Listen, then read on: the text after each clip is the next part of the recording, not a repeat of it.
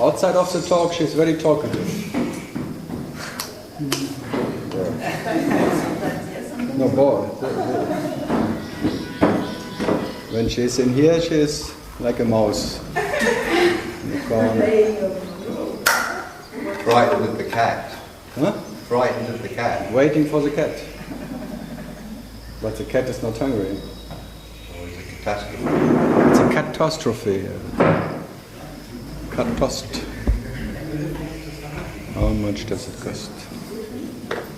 Breakfast time. Gets more sophisticated, isn't it? A proper cover now. Yeah. Proof. Chocolate. Wow. It's choice is hell. Qual der Wahl? Ja? Qual der Wahl. Quälchen, Quälchen.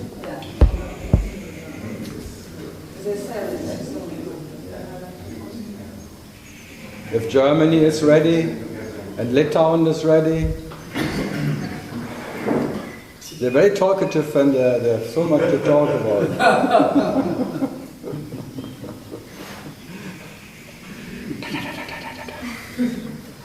That's called chai shop masters. They talk all day long. Having always tea time. Having a shutter, cannot shut down.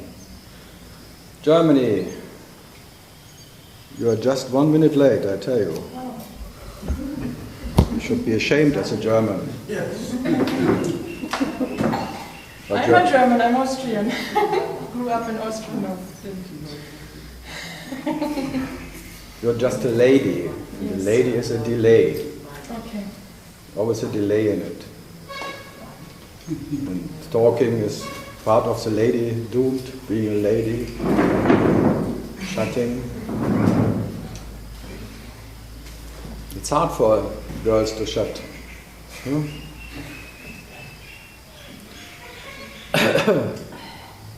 Now I have this big piece in front of me. Good. So, let's start. The main actor arrived.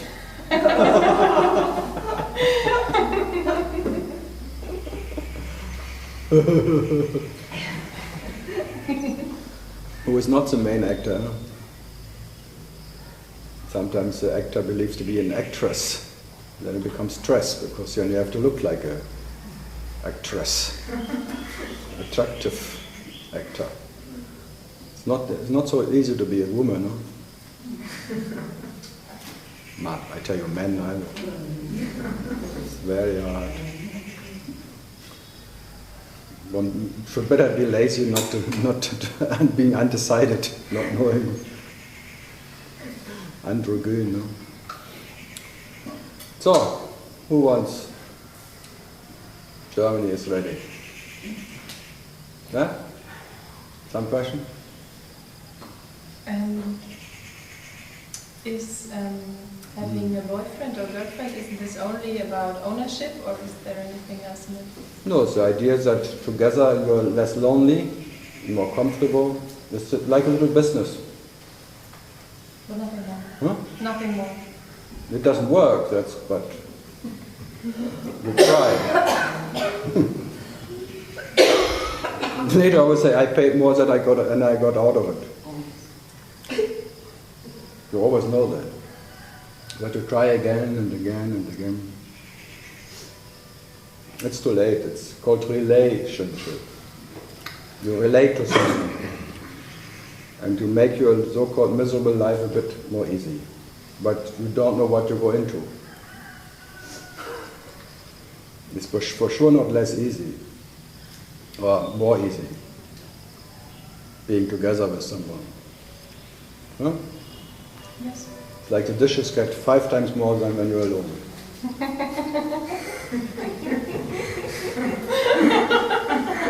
Or not. When you're alone, you use 1 plate, 1 cup the whole day. 1 knife.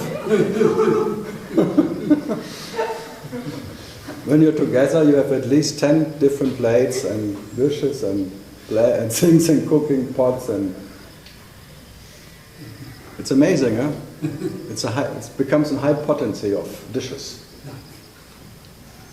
Then you have to work on your relationship, because you have to work on your partner that he makes the dishes, and as you like it.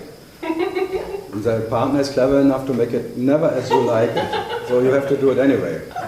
It's never always dirty and not clean enough. The tricks of men are as tricky as one woman. So what about more relationship? I like relationship. Yeah. Yeah, because what you are cannot have one, and what you believe to be always has a relationship to something. But not having a relationship is the biggest one. Like being a brahmachari is having the biggest relationship, because he wants to relate to God. Then he's even more fight.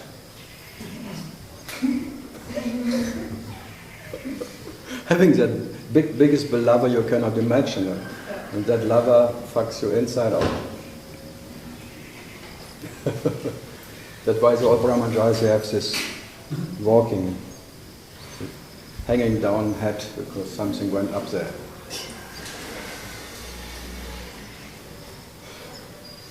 Good question, otherwise I talk bullshit, you know me. As if I not always talk bullshit, but then it's obviously.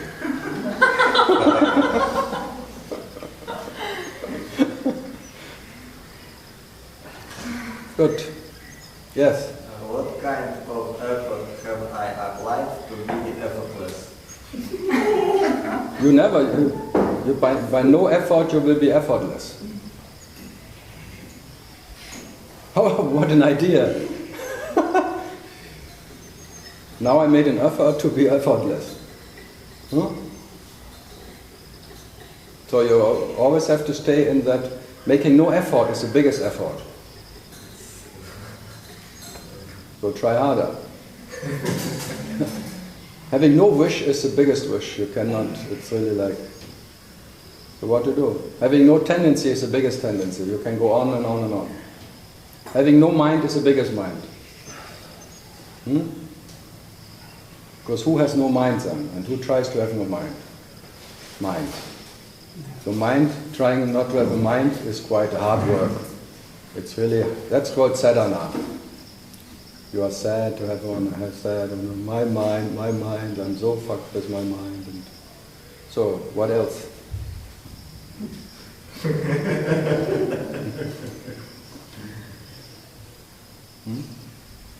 Well, it's good. Something else?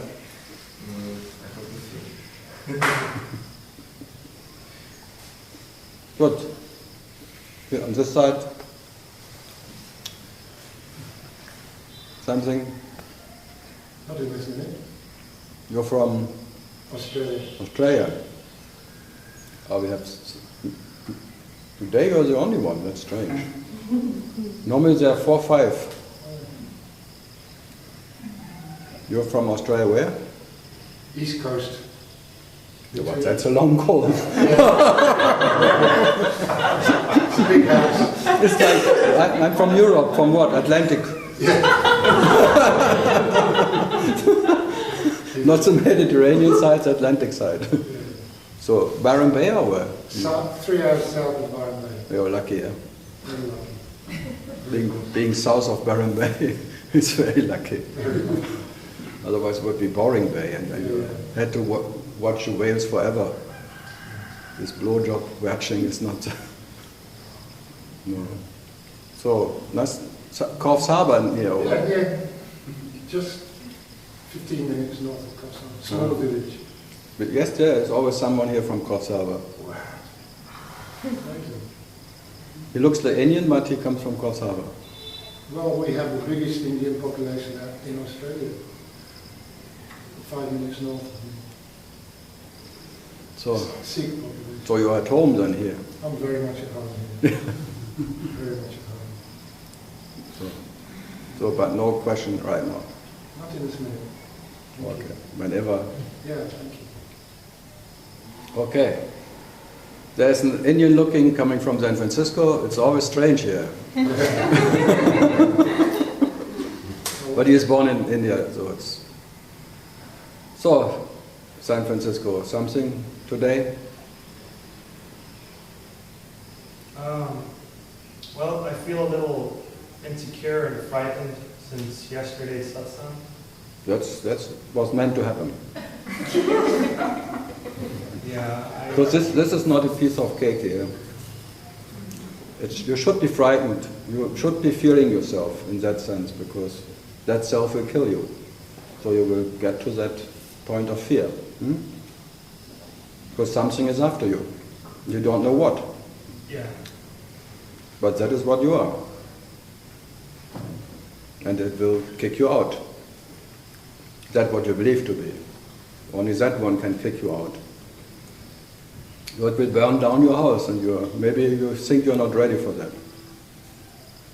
Well, I feel like I was trying to work towards something, but the working towards it was not what I was working towards. The fact that No, it's like, as I told you, working for it is working against it. Yeah, so I feel like that was who I was, and then the floor was just taken from under me. Yeah, the carpets are all taken.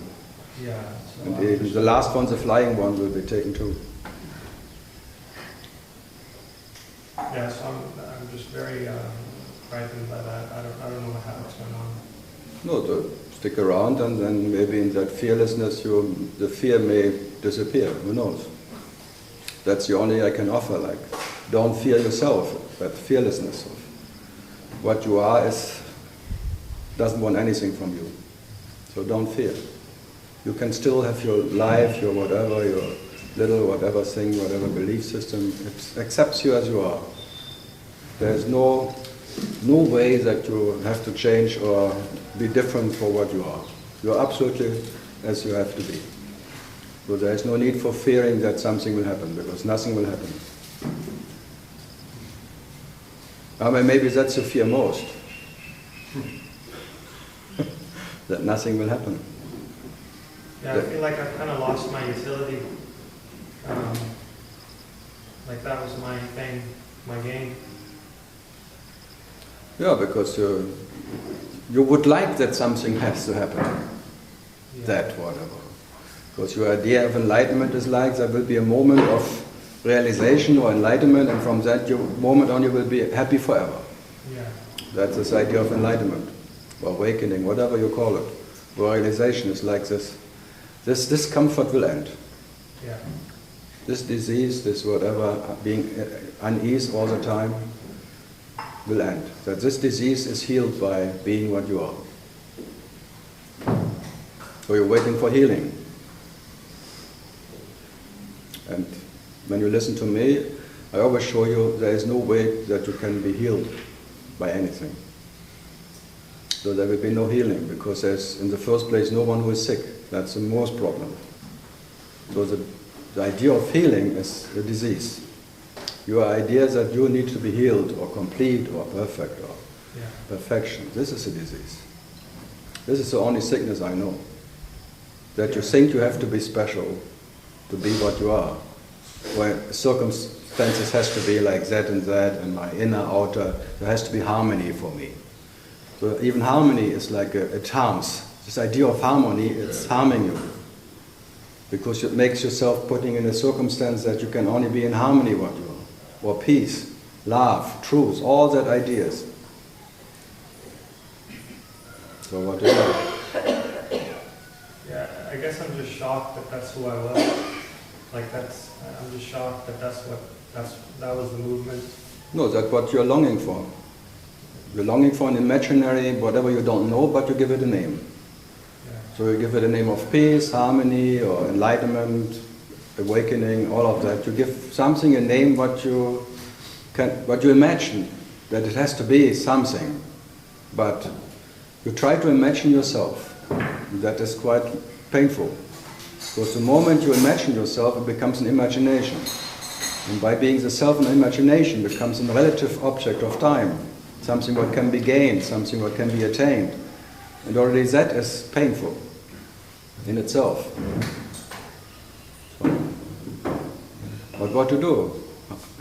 If you could stop it, you would stop it maybe, but you cannot.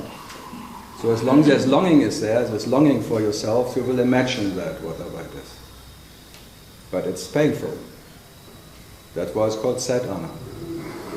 It's not in happy ana. Yeah, and I was thinking of that as sacred, like that was, Yeah, another idea. Yeah, so I was glorifying it somehow. Yeah. That was the good thing. And by glorifying it, you put it outside of you. Or even inside of you, which is not different. So you make it outside or inside of whatever. You are never that what has no inside and outside, because you're imaginary outside, imaginary inside. You imagine God outside or inside. Then you call it core or heart. So even calling it heart is quite an imaginary thing.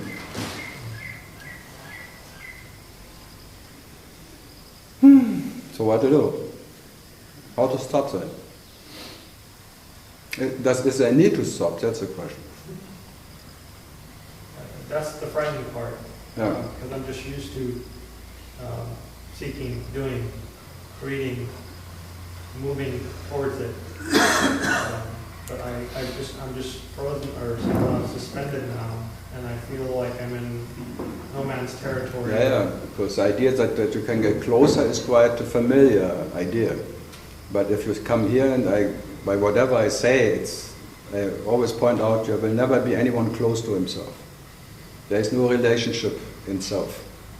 And there is no close or farther away. So the moment you think you are close to it, you're most far away. That's the phantom is wanting, because as long as it's making it something, it's safe. But that there is no closeness to it. That it's not something what you can reach, because it's not neither in time or no time. Not in anything what you can imagine. So it's like, many people come and say, oh, then all my effort, all my life was for nothing. All my whatever sadhana, all my meditation was just, all my deep insights, all my understanding, all of that is for what? So they just,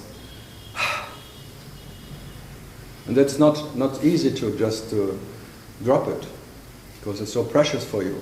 Your so-called story of being a serious seeker and for truth and thing and taking yourself as that. So your identification is so strong for that. And you have such a whatever, especially when you have succeeded in something, that you maybe now believe you're more peaceful or I'm closer to something. Then the fear of losing that is becoming even stronger.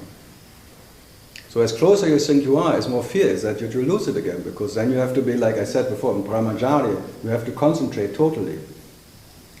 Because if you believe if you have sex again or something, you lose it. For sure no girlfriend, because then you lose that closeness to God again, because it's so precious. So you're run by fear instantly, permanently. And you have to live a pure life, or you have to live with circumstances which are according to your only concentration on God. And you believe, and now I made some steps forward, God. What an idea. No? But that happens, and that is in the scriptures, that is in books, you read it. It's full of it. 99% of the books are full of that you have to make an effort, getting closer to and getting deeper. And yes, you have to, because it's the way you realize yourself. But by none of that you can get more real, that I can say. So it's unreal as everything, what you can imagine. So the unreal tries to become closer to some other unreal imagination that you can go to. And I have nothing against it, but if you ask me, it doesn't make you more or less as you are, so you don't become more real, getting closer to an imaginary reality or harmony or peace. So I don't want to stop you or anything. Maybe that's the worst, that I don't even try to change you at all. Neither I confirm you or disconfirm or whatever. It's all arranged, don't worry.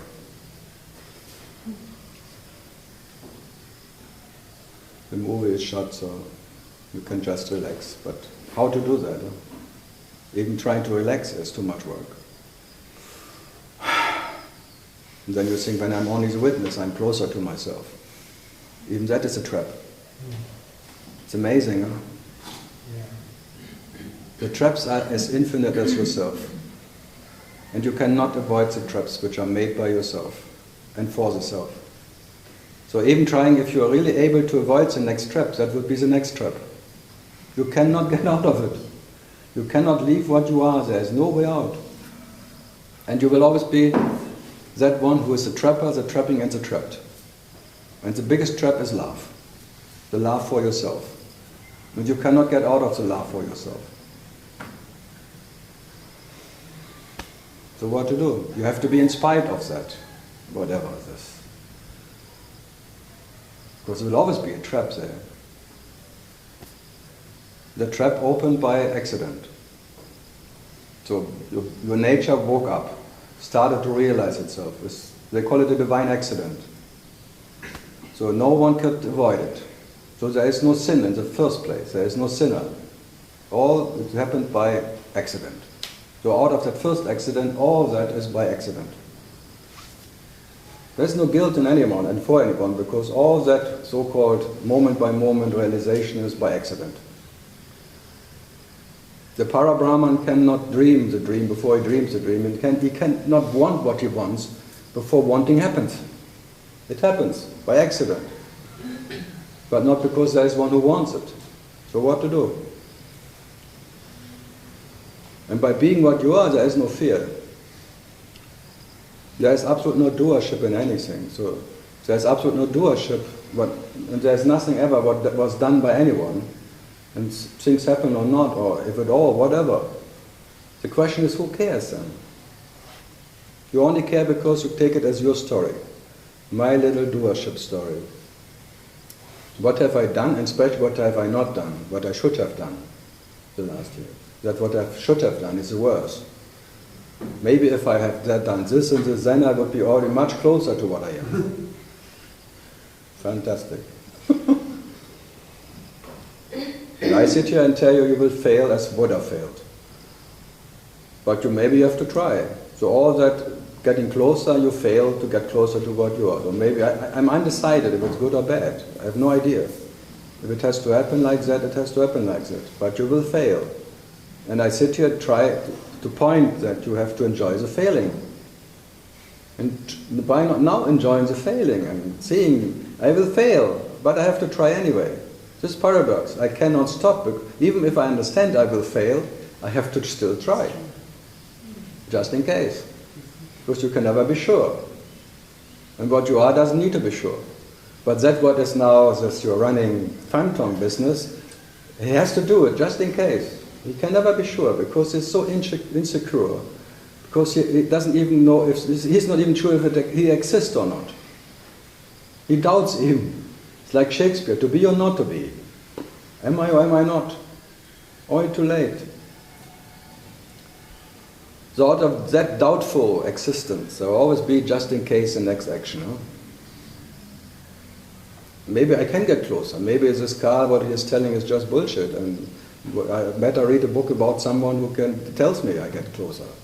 Until you get bored again by that guy, and you I better go to Karl because it's maybe not so boring.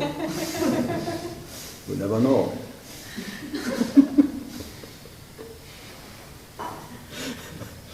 I'd rather be fearful but not bored.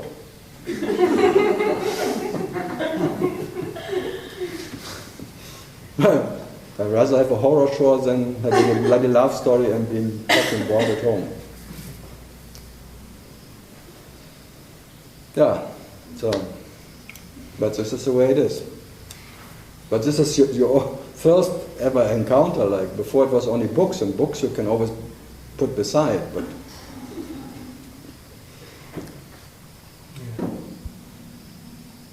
so it should give it time a bit and just get used to it, like accomplish some familiarity with it, like abidance. Yeah, for about an hour and a half after satsang, I was bewildered, scared or some, but it was flat. It wasn't like a thought, fear. It was just a flat, just kind of lost dizziness. And then the thoughts were even faster and more. More intense, yeah. Yeah, more intense. And then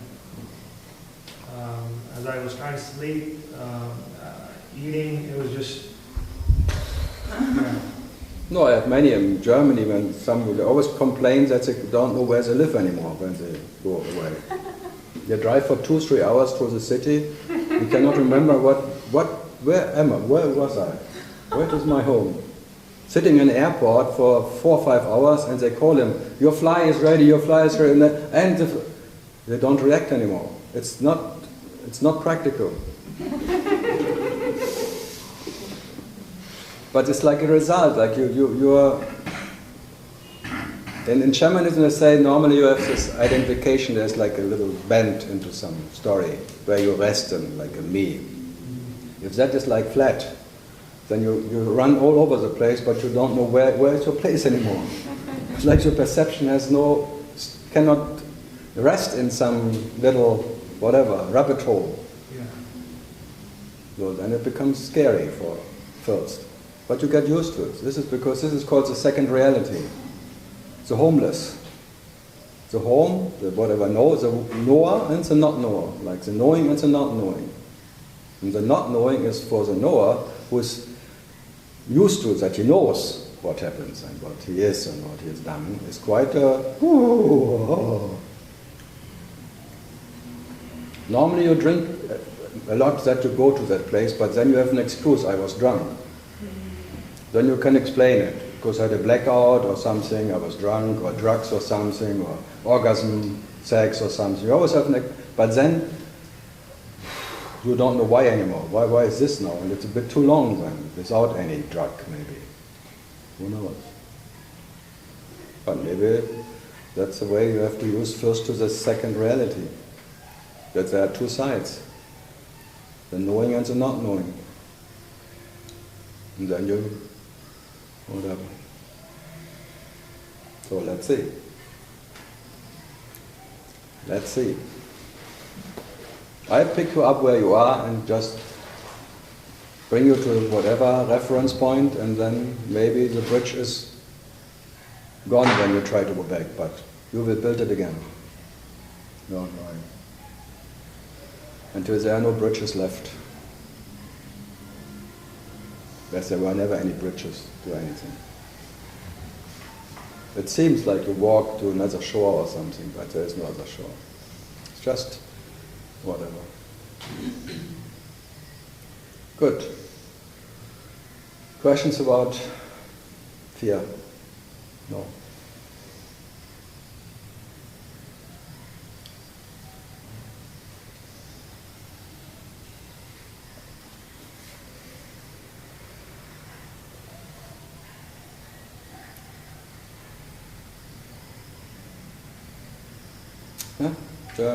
Eva? No fear. No fear? I think I don't feel my fear as I try to ignore it somehow. Try to be fearless. You're successful in depressed or putting it into behind the cabin or something. Like a boogeyman is in the cellar. I don't see him, so okay, as long as in the cellar, I don't fear. The boogie. No, everyone has a good techniques about that. Reading books about this and doing that, and movies and entertainment and relationships, family, all of that is like building a network of that you can cope with the fear or the sadness or whatever. You always have techniques to look the other way. Being entertained by something. And then people like Ra would say you have to meditate, you have to face, maybe you should not run away from, you have to be quiet and then let it rise and see it's not nothing. It just was a little rabbit, you thought it was a lion or something. So that's called in shamanism stalking. You stalk yourself.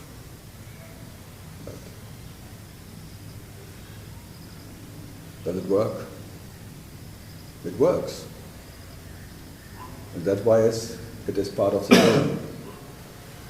That's why it's dream.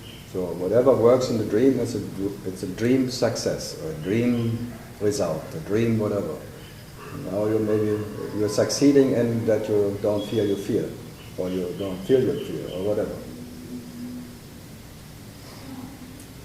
Good. Quite a day. Andres, come on, every day you have 10 questions at least.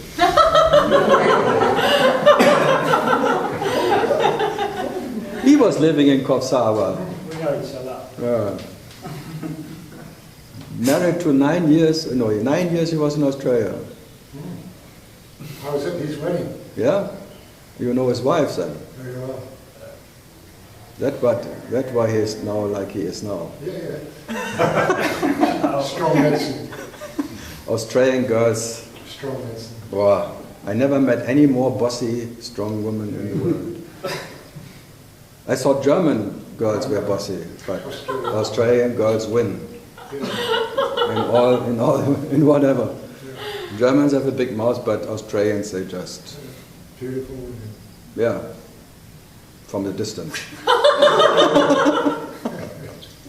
The goddesses who kill you. Yeah. No, I like, but it's really tough. There's no moment of rest.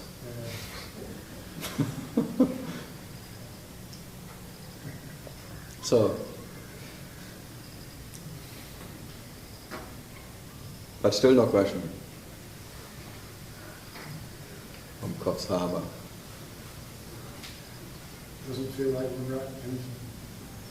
Then I'm just asking, just in case. Thank you. I'm not. Yeah. I'm not interested in question, you know that. But I'm fishing, and if there's still a fish, I fish it and then I throw it into the big ocean. So you were talking about fear that was brought up. So fear really plays a big part. The biggest part. The biggest part. It seems to run the whole show. The whole universe is run by fear. And so there's times, when the fear is there, and I'm very aware I feel it, and there's other times, of course, where it's latent. It's still there, but I'm not necessarily experiencing No, it. you're just entertained by something else. Yeah. Maybe my mind, maybe something outside. No, you work hard, or you have family, you have other problems, you're just distracted. Right, or meditation can be used to get away from it. Yeah, whatever you do is trying to control fear. So other than just allowing the fear to be, you were saying even that is trying to control it. Yes, you're right. It's whatever you do or don't do, you try to, whatever, makes that fear less or right. Or more kill acceptable it. Or whatever. Or you want to kill it even by accepting it, because accepting fear, you try to kill fear. Right. So there's no way out. no, we can talk about it, and then I may say whatever I could do or would do or could have done or will do is futile, because the fear will always be there. And fear is the nature of the phantom, because this existential fear is inbuilt in any existence. Yeah. So that what has to exist fears. Not to exist maybe, or whatever. Right. So it's doubt. It doubts its own existence because there's by intuition, this is maybe. Because the doubt and the fear are totally related. It seems they're very... No, it's as I say, fear, false evidence appearing real. That's fear. False evidence appearing real. So that you can touch your body, you believe you have a body. That you can feel something is an evidence. So whatever is an evidence is a false one. So when Degas, like, I think for that I am, it's like an evidence, but it's false. So whatever is an evidence that you are, that whoever needs an evidence to be, can only be false. The unreal needs evidence for something, needs proof. And then what needs proof wants to improve, whatever. All that proving your existence. That what is real doesn't need to prove anything. So that other one, always permanent, wants to prove itself.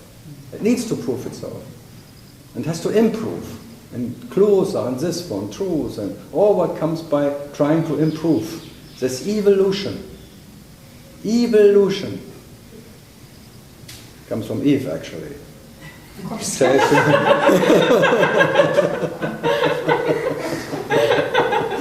Biting into the apple, that you have to prove that you are man, or you have to prove that you're Adam, or you're whatever. And so if you're a man, you bite. Look, I can bite, you can bite. So Eve showed, I can bite, so you can bite. So that makes an evolution. Like you can improve yourself. You can, and then the man step, of course, Adam is damned since then, trying to prove himself in front of Eve. It's like a lingam who wants to be the biggest vibrator in space. And wants to vibrate the whole space. But it cannot satisfy the space because Adam is a lingam and Eve is space, like the lingam and the yoni. It's the male principle and the female principle, but how can that what is even light satisfy space? But since then, every man wants to satisfy a woman, and always failing. And the woman would never even allow a man to satisfy her. It would be, she hates that there would be someone who could satisfy her. That would be total slavery for her. It would really control her totally. And if that's the case, no one hates more than being controlled. So be happy that nothing can satisfy you. If there would be some truth who could satisfy you, you would be a slave of truth. If there would be some beauty or whatever you come up with harmony could satisfy you, you are a slave of it. And you're already a slave by imagining it. Fuck. Enlightenment, you are a slave of enlightenment, a slave of awakening, a slave of masters and things and gurus. It's all slavery. But don't worry, you are just enslaved by yourself. You are the master and you're master and servant. There's nothing to worry about. But so being a slave of what one is neither good or bad. It's just what you are. You are total junkie to yourself, and you're totally addicted to be what you are. So what?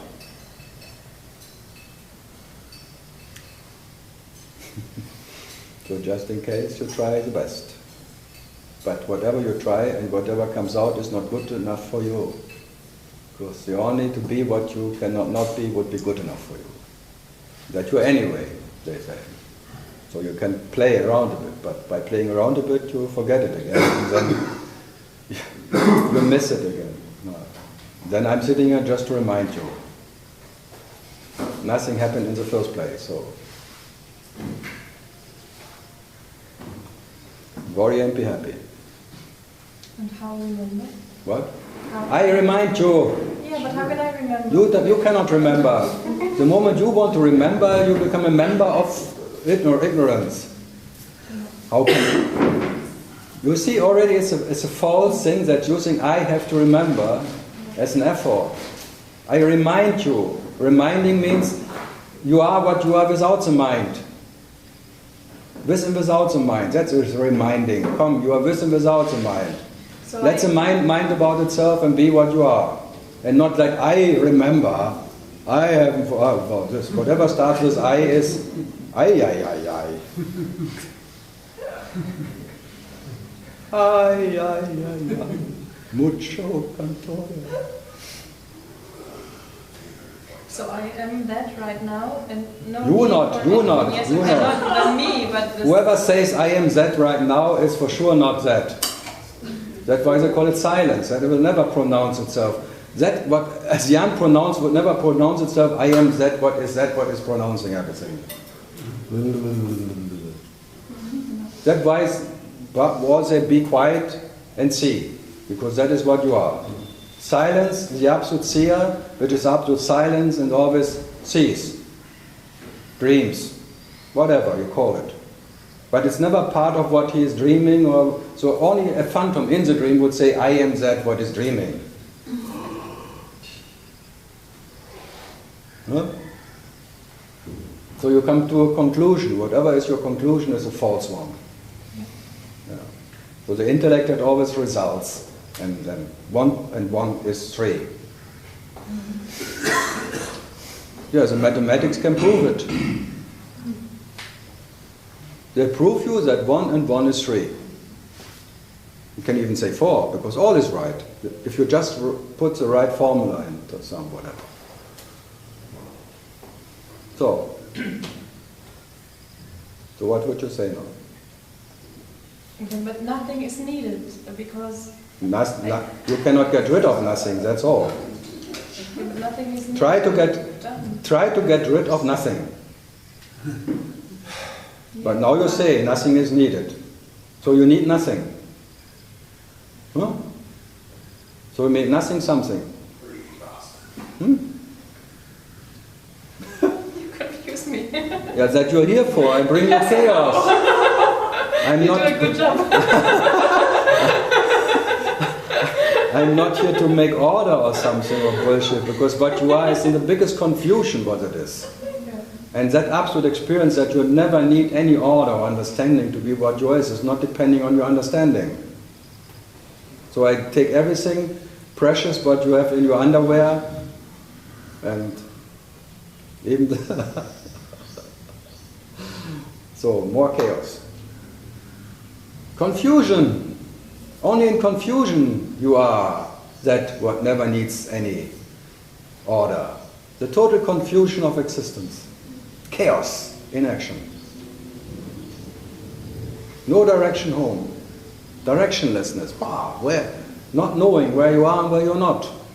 That's total confusion of what you are. This absolute absence of any idea of what you are and what you're not. Absolute confused.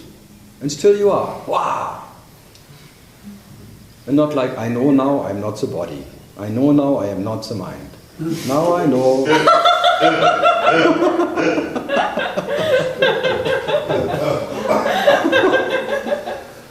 By knowing what I'm not, I am that what I am. By knowing what I'm not. It's very common, very famous. Yeah, but it's still too much. You know too much. Even by not knowing, you know too much. So not knowing is maybe not enough, and knowing everything is too much, or opposite, whatever. So Thomas' Gospel, because the book comes out in 3 weeks, I have to make advertisement.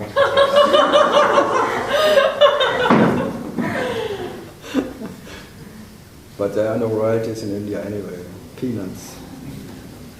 So I don't do it from, but in there, like Thomas' Gospel cries when he tells Thomas, I'm not here to bring any order or any understanding or any whatever, what you can use. I'm here to bring chaos. And I make fire on this world. I lit the fire, I lit the world, I bring fire to the world, not through love. We talked before. Jesus was a love bringer. But it's Christ, he brought fire to this world. Burning down your house, burning all the ideas of heart and intellect or whatever, your precious little understandings, which are just another trying to control fear again. I'm not the body, so I don't care what happens with the body. So already you imagine one day I will have cancer, and if I then have cancer, I already prepare myself that I don't fear to have cancer then. Huh? Amazing. Already preparation of the worst case scenario. So now you want to know what happens after death, because then if I know what is after death, then I don't fear death. Huh? So all your intention is trying to control fear. That's a mind, like this little phantom. He even wants to be enlightened that he can control fear. Awakening. When I'm awakened, I don't fear anymore. So I try to wake up from the dream. I see the rope as a rope and not as a snake anymore. And then I am one who saw that the rope cannot bite me. Then one is there who cannot die. Then he claims to be, I am the unborn. Many claim that. I am the unborn. Another joke. You think the self, the reality would say, I am the unborn, and I am different to that what is born? Who says that? Who needs to control that by, I am the unborn, so that cannot touch me? Me. Who else could claim to be the unborn? I'm the unborn me.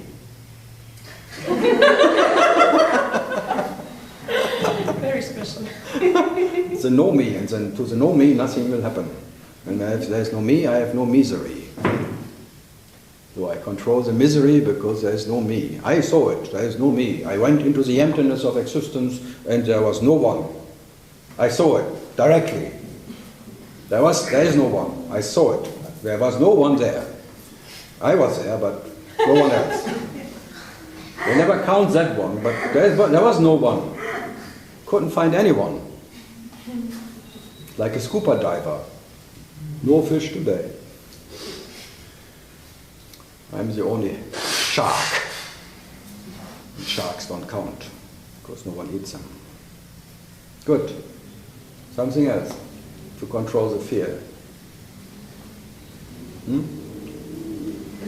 The self only here, like trying. The self cannot fear. Yeah, but The only playing around. The self is never playing around. The phantom plays. That's why it's called Shiva and Shakti. The Shakti, consciousness plays. But Shiva is not part of the play, come on. Shiva never plays anything. Shakti plays a role. Shakti takes all information. Here, the celebration of the light, the lingam, the light of Shiva. From there all springs. That's the origin of all information of light. All of that universe is light, the light of Shiva. But the light of Shiva is not Shiva. It's the light of Shiva. Otherwise you would say Shiva is dancing today. Well, very powerful. Yesterday was Shiva very weak. Well, I saw the light. Yeah. So consciousness plays. But you cannot say the self is consciousness. You can say it, but it's bullshit. Of course you can say that. You can say whatever.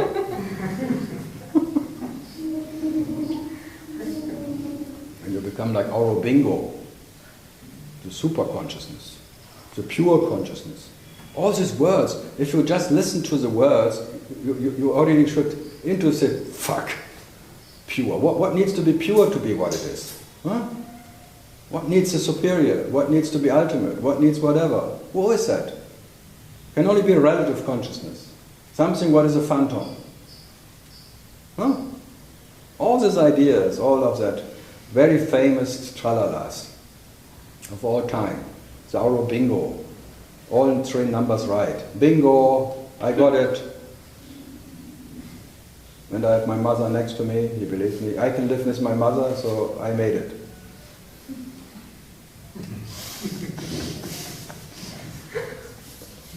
And she's French, it's the worst case scenario. Algerian or something. The worst case scenario, having a mother and a French woman. She's Algerian. Jewish is different. She will kill you if you don't do, but French are, if they come. That I have a little compassion about the French because they have French mothers.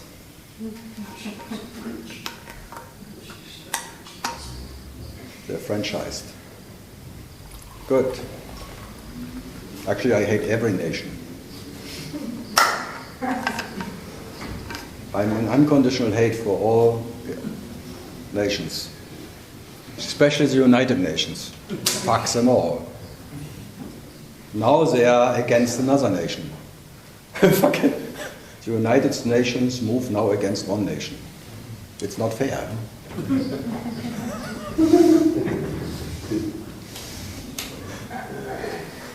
Against how many? 20,000 Islamic State fighters against the world or something? What's going on in this crazy world? What is playing this stupidity here? It's fantastic. I love it. You cannot explain what is there. Such a play of. So where was I? One more cookie. Where was I? Fear. No, where was I? Fear? Me? Bingo? Yeah. Bingo. It's called being go. Unconditional hate, I think you're It's wrong. like being go. Unconditional hate. Because you want to kill yourself. Right, you see, he kills us with this statement. He tries very hard. He goes when he goes. Before he goes, he has some. That you just don't forget him. That's mind. Just before he goes, he talks to you. Hasta la vista, baby. Hast du nicht gesehen? Good. Sweta, come on. Normally you have so many questions. No?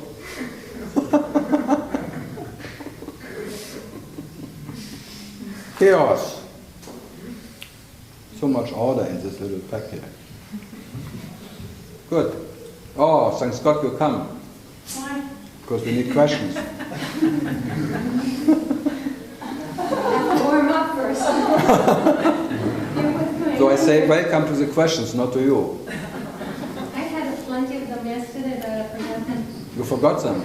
Yeah, And he took them for you. he did. Well, he's from the same part of the world. Yeah? He came from India. Oh, I did. He was born in India. San Francisco.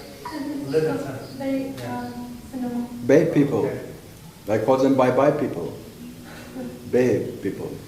The Bay Area. Baby area. They're from the baby area. San Andrea. No, I talked in the Open Secret many times. Open secret? What is that? It's a bookshop. Open secret? Raphael. Most famous, Oh, okay. Yeah. the most famous one. Yeah. I see. I Every- actually shop at Amazon. You shop, yeah, you're a modern American. Yeah, it's so easy. Because you like women. Pardon me? You like women. Oh, yes. Because Amazon.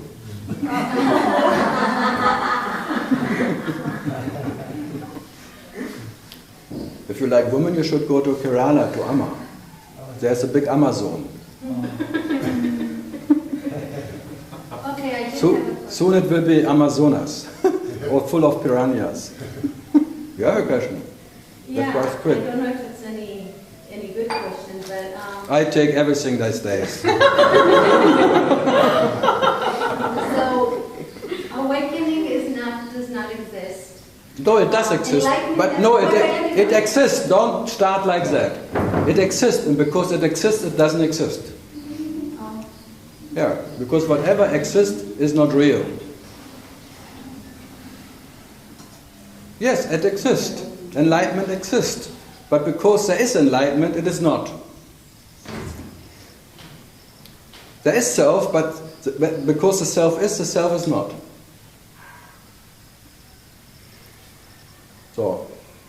So start again. Is there any difference between awakening, enlightenment, and self-realization? Yes. Can you expand on that, please?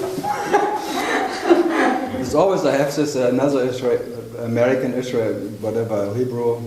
She always, can you elaborate on that? I think that's the nature of Jewish mothers. Elaborate. So what is your question? I just want to know the difference in where you're coming from, the distinctions between. Yeah, they say the awakening is like a satori, like from having a body from form to no form. Mm-hmm. So from personal form to a personal no form. That's called awakening. One takes it to personal, having a body, and then taking a person having no body. Mm-hmm. Being somebody and being nobody. That's like a shift. Mm-hmm. That's awakening. Mm-hmm. From something to nothing. Mm-hmm. That's awakening. That's the most common thing. Yeah. And for most of them it stops there, because they really believe they found their home. Like, then they're home. But it takes a while then, and because whatever awakening or this happens can return again. It's called ego return.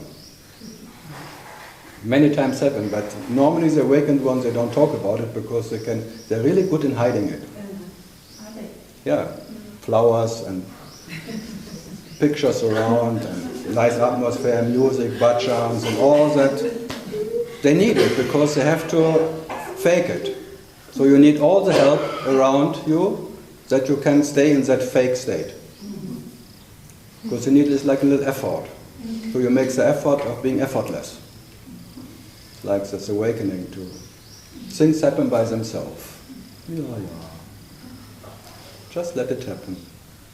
Let it come and let it go. And then they need always one day break between the satsangs because they have this energy is really quite intense. I'm so intense today. I think I cannot see anybody later. You all understand, don't you? That's called awakening. So it can be exhausted. There is one who can be exhausted by whatever. He wants you to be awakened too, and that is hard work. So because There's no permanency in it at all. It's a shift. Perception shifts from form to no form. But there's still one who was identified to form, and now there's one who was identified to no form. Just identification shift.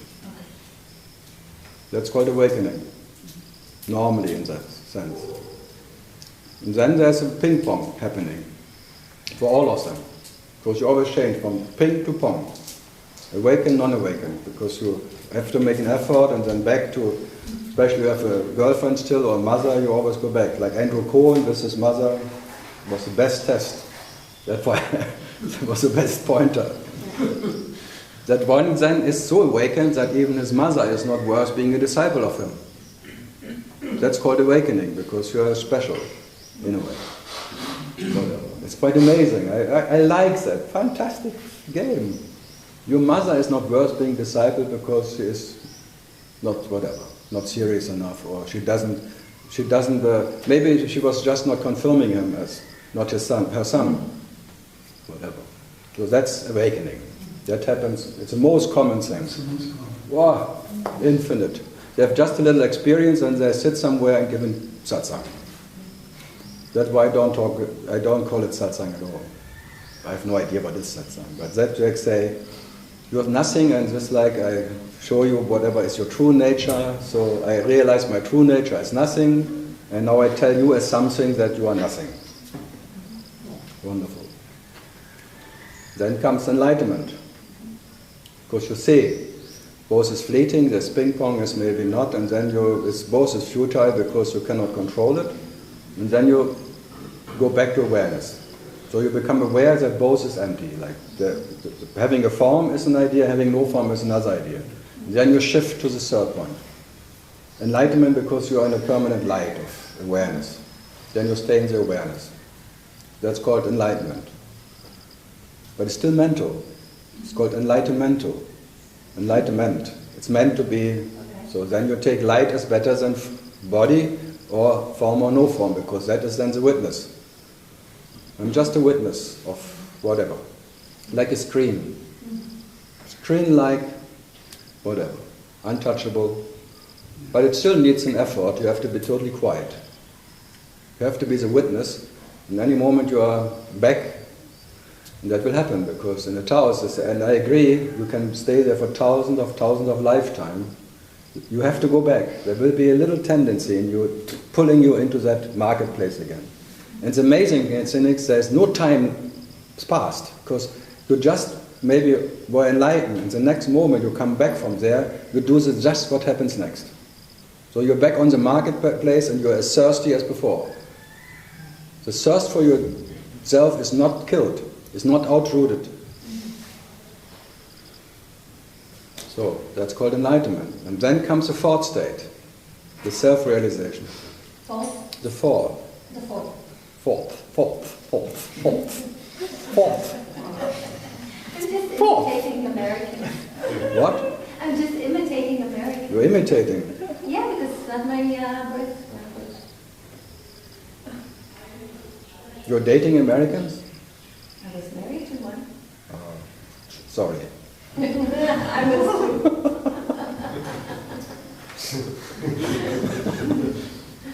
So, and then comes one who goes to the fall, whatever, Christ. Like Jesus is a good example. He was Jesus, and then the I am he was a lover thing, and then a Messiah, and then the third where he became aware, this awareness thing of light, he became light bringer, the one who brings light to the world and things. All of that, then when you come from there, you're authentic that, and you want to be a Messiah, you want to teach the world. You want to bring what you think is better than this. So it's natural that you, by good intention, you want to do the best for everyone.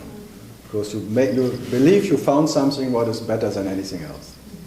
So then the light, and when the crucifixion was just pointing to that the form was pierced, the spirit was fierce, like this crown, this thorn crown, and everything was taken away. All the three states were taken away, like all whatever is personal was taken away, crucified. On the horizontal time, the vertical time, which is the cross, and the center of awareness. All of that is experience. And all of that was taken away from Jesus. Well, Jesus was killed. So when Jesus is killed, what is left? That what is, whatever you call it, the fourth state, in the total absence of any Jesus, any form or no form, or awareness, or even light, or anything. That is the experience of death. All of that is empty, all of that is dead, because all of that, but you are that what is with, even in the experience of death, you are that. And you would not call it anything, but you exist absolutely. In the absolute absence of any presence. That is called self-realization. Realizing that you don't have to realize yourself to be what you are.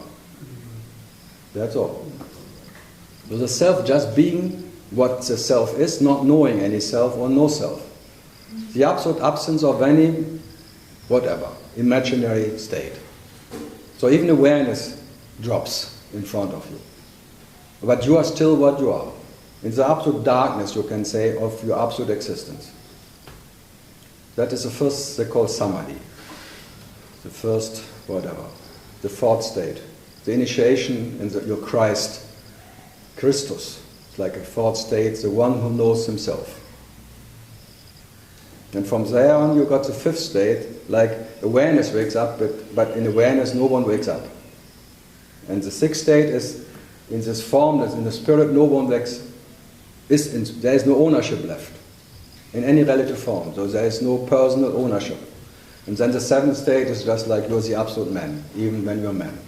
So you're the absolute, which is absolute or independent of any presence or absence, and from there on you realize yourself as that, which is reality, realizing itself as aware, I am, and then the body, whatever. But there is an absolute ownership, but not this relative little ownership.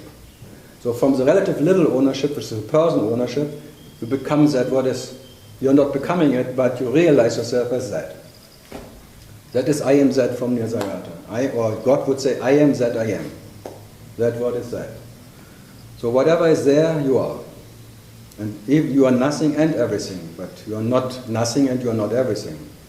So that is like, from there on you say, me and the Father is one, but I am not the Father. Me and Spirit is one, but I am not Spirit. Me and man is one, but I am not man. I am that what, he called it heart, but I will not call it anything. Heart simply means that what is the essence itself. You call it self or call it whatever. And Ramana is one of this, whatever, he just was 15, dropping everything, and that experience is like realizing that you don't have to realize to be what you are. Just like in paradox. It's not like you're realizing yourself as something or in a special state. You just realize yourself that whatever you can realize is not what you are. There's actually a negative realization. That's called self-realization. Being that reality which never needs to know reality, to be reality. And all the rest knows to be enlightened, knows to be awakened or unawakened. All that is depending on some so-called identification, the root of all what you can see here. So between the fourth state to the seventh state that you described... It just doesn't happen. There's no happenings. Nothing ever happened. From the fourth state, nothing ever happened. That's why he said later, when he said, did something later, why did you see it in the temple or in the ashram? And did something that you need work out something or some, you know. Since then, nothing ever happened. Because what I am was, is, and will be what it is. There is no need for anything. Things happen by themselves. And the body has maybe a side effect by that. Maybe energy is different or whatever, but the side effects are, who cares? There is no one who cares what will happen then, for the body, for the spirit, or even awareness. This carelessness you cannot fake. So, if you try to fake it, though in America, if you cannot make it, fake it, but that's why so many awakened Americans running around. Because it's a nice business. It's the easiest to make money these days, and getting attention, and whatever you like. So it's very tempting, very, very tempting. So it's like the devil for Christ in the desert. I can make you the king, I can make you whatever you like, I give you all the knowledge of the universe, I can make you whatever. And most, I think 99.9% of all that enlightened and awakened ones step into that trap. And it's really by grace alone that you just, bye-bye. Not by anything, because the temptation is so immense. So, and what to do? And you have to be at absolute and not little or close or whatever. So you are or you are not. There is no between. When you are, you are. And there is a doubtlessness of what you are. That's they call good company. This is doubtlessness or fearlessness, but not anyone who is enlightened and different to someone else. Is there a different energy that... With all different energies are only for awakening, enlightenment in the dream. For what you will never feel that reality. That's why they say Jnani cannot be felt. It's not any special energy, there is no peace around him, there's nothing what you can nail down. There's nothing, anything. It's the most ordinary presence, which can never be felt. It's the presence of a chair, it's the presence of whatever, a cloud going by. It's not a special whatever, all this energy around him is so immense, and this peace I felt there, and my minds were sinking into something, and all that stories don't apply. That's why many of them say, Jnani was asked, can you say what is Jnani? Not by anything, but maybe when he starts talking. Because the first word I know where it comes from. I would say maybe the same. You always know where it comes from. So you can't determine anything by the energy that that person emits? You can. No, you can. You can say this is a personal energy, this is maybe an awakened energy, and this is an enlightened energy, which is different in resonance field. Like a Buddha field is different than this. Yes, you can discriminate, but whatever you can discriminate is not it. Right. So what do the people feel about They feel bullshit, all false bullshit. It's all bullshit. Buddha never had any Buddha field. Yeah, but why do the people follow him? But because they want something. They imagine something. That's all. But there was never anything was what attractive. And the most attractive is that there is no one who is attractive to you. That gives you peace, and not something what attracts you. This gives you a slavery attraction. This love bullshit, that makes you a slave of love. Loving your guru, that's slavery. Fuck all the gurus and be what you are. That's what is the guru. That's why Nisargadatta says, I'm not here to make disciples. I'm talking to myself and making gurus. Gurus mean self, and not one slave here. I'm not in the slavery business of having a special energy field around me and maybe talk a bit different or something, and people then by that. That's why I always say, pleased to see you from the back when you go. That's what is pleasing me at maximum. So the one who doesn't come back is pleasing me. But I know. No one came in the first place. Or everyone can repeat that. There's no one there. All this Advaita talk these days. Wow, look who is there. There's no one there. You just read one book and you give satsang. It's so empty. Fantastic. I like it. No, that makes it so obviously. If you can just see it. It's so fantastic. And if people, they get what they deserve. If you want that, you get it. You go to that one. You go to a master of heart, because you want heart, you want this emotional thing, so you find your heart master. You find your light master, you find your whatever master, because you need to be a slave. Because you want to survive, and as a slave you can survive. As me, little sufferer and seeker, can only survive as a slave. As a master you cannot survive. So what to do?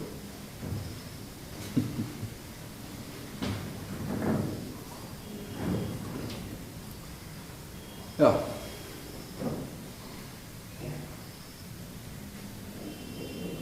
You will be speared by the fork of Shiva. That was the Trinity. No, it's good when I see it from that side. Not from this side, it's bullshit. It has to be from that side, the zero.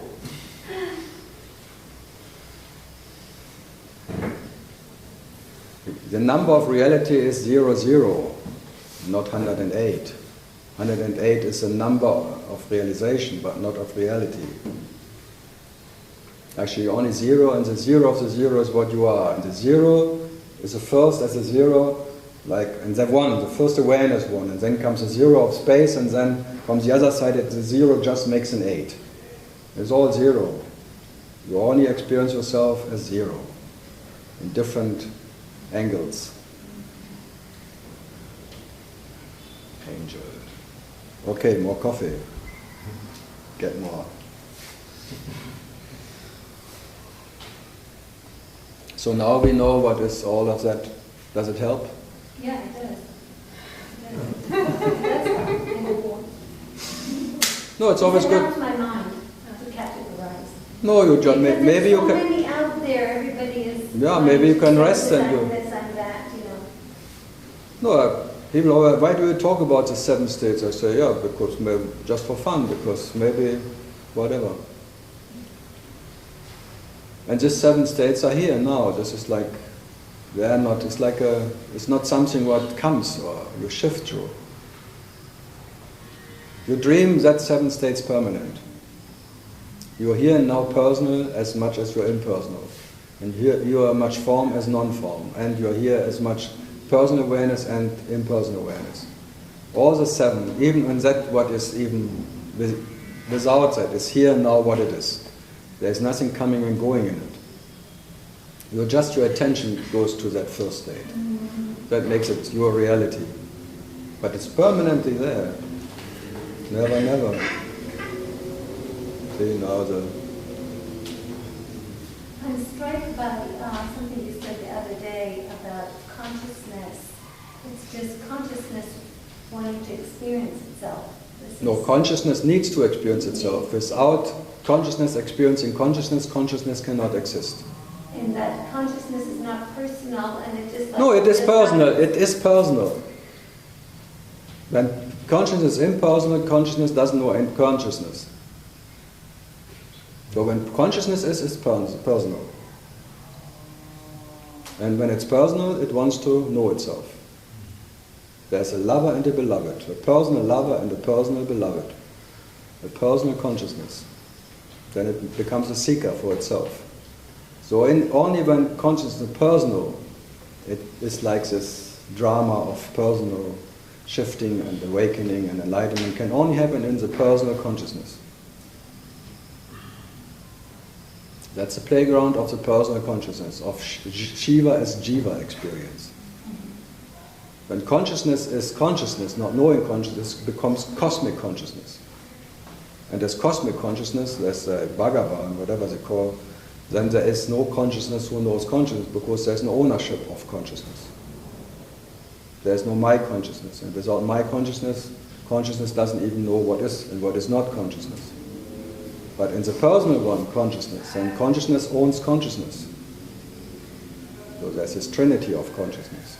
The owner is owning what can be owned. Or the seer is seeing what can be seen. All of that is personal. And then you seek, because all of that there is seeking. Because it seems to be a discomfortable state. with the presence of personal consciousness, which is this discomfort, because it's doubtful. And then it wants to kill that doubt. So all the longing is only in these three states. There's a longing for that not to be. You want to kill this existence, which is loop, whatever it is, relative. Because there are differences, and they make a difference. And all the seeking is consciousness inquiring into its nature out of trying to kill. If consciousness would find consciousness, it would kill its consciousness right away. But it will never find consciousness. But it's after itself. And if it would catch itself, it would kill it right away. So catch me if you can. It's like that's the one who wants to be catched. It's like a love affair between the catcher and the whatever. So you always run away from yourself. And you're that one who is after yourself and running away from yourself in that whatever. That's the way it is. You as a phantom running away and running after. And then you think you are closer one day or further away or anything. Now I catch myself. Bam. I was never as close as that. That's why you meditate. You go deep into meditation that you come closer to yourself to catch yourself. And when I got myself, I kill myself. That bastard. All my suffering comes from that. All my misery. So you want to end your misery. Your hate affair with yourself. Your personal hate affair with your personal self. It's a discomfort. It's not fun. But you cannot get rid of it. But as reality, you have to realize yourself as personal as impersonal. There is no choice in it. There's a choicelessness. But the moment you have a preference of being impersonal, you make it personal hell and the impersonal heaven. So it's your own fault. So you become your own devil who creates heaven and hell. Absence is good, presence is bad. Good and bad. This is the main whatever. When I'm not, I'm better than as if I am. So I'm better off than on. So on is bad and off is good. Something is bad and nothing is good. Whatever, all that ideas. That you long for. That is like me believes or knows I am better off without me, says me.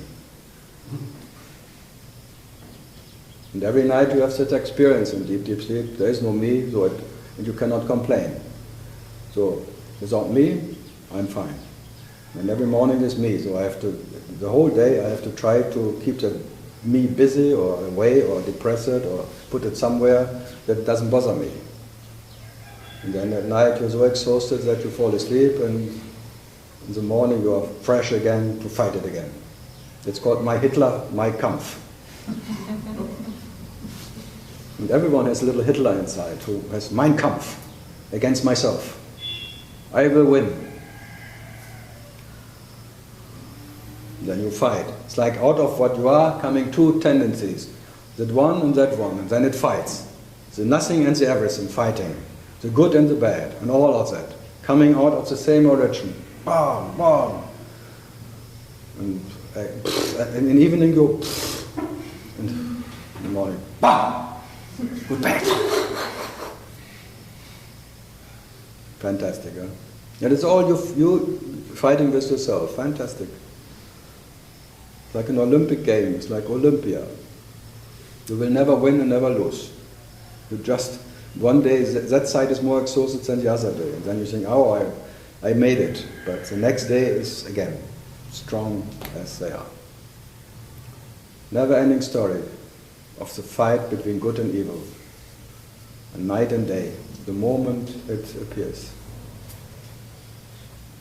But you know the story about the night comes to God and complains that the light of the day comes every morning and chasing the night away. This evil day, the night says, oh, every morning I have to go for the night, this bad night, this bad sun. When the sun comes, I have to go.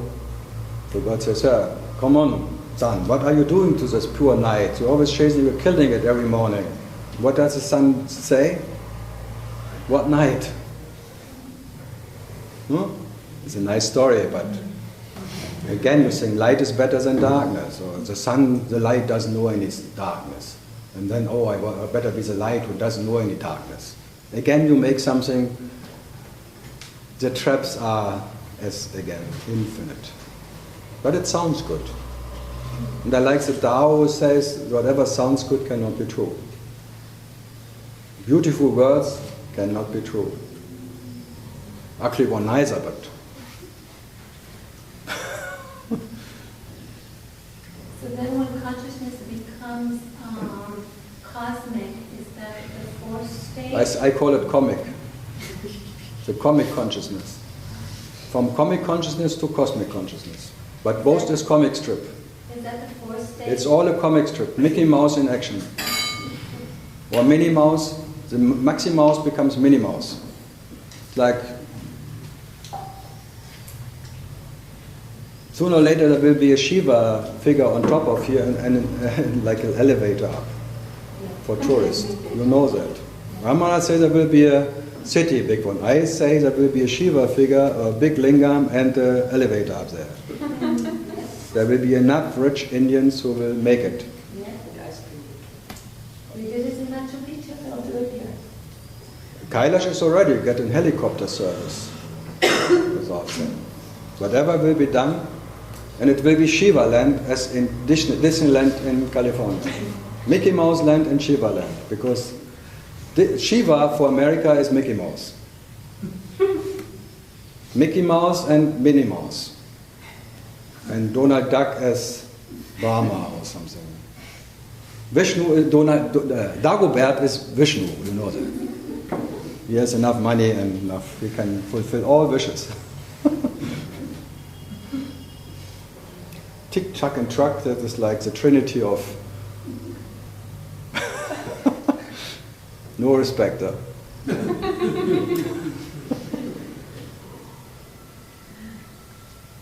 But it's the biggest respect by not showing respect to anyone. That is respecting that what they are. Not this arrogance. Please, this playing this little whatever businessman who falls down and prostrates just to get some more advantages in life. All these actions are amazing. All business, all these devotion things and all that things. Business. And then comes here, says the devotion of devotion is what is. And not the renouncing of renunciation, and not this bloody, I give up something for God, me. What an arrogance, no? I give everything to the Guru, but I don't have. I'm feeling proud and that I gave up everything. My sex life, my greed, my whatever, and wow. Look what's happening in the ashram. There's pictures all around now of Ramana. They were always there. They were always there. Not that colorful. Always there. Always there. Since I came. 93, 90, they were always there. Maybe your eyes were colorblind before. The only thing what is not nice anymore is the floor. The floor destroyed everything. I think 2000, or they made a new floor, 99, 2000. Before it was this rough floor from the mother temple, this very rough thing. Also dark. Huh? Also black, like the whole dark, like the mother temple? No, it was always white. But the floor is that's the most important thing in a room. The floor.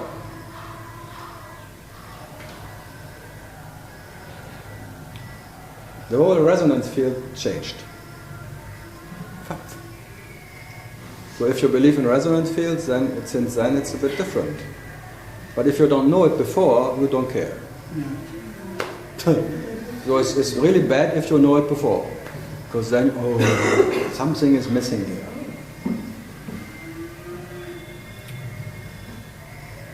But it's still okay, but different. Now they start It will, the whole next month will be worse. Wow. You'll be surrounded because the loudspeaker system is getting more and more powerful. Wow. And the competition, who is makes more noise everywhere. It's like these little mopeds, like this 100cc, they have this bus horns.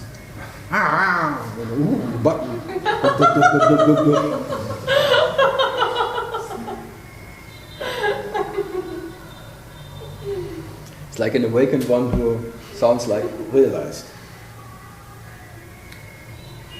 Good. Still nothing, no? No.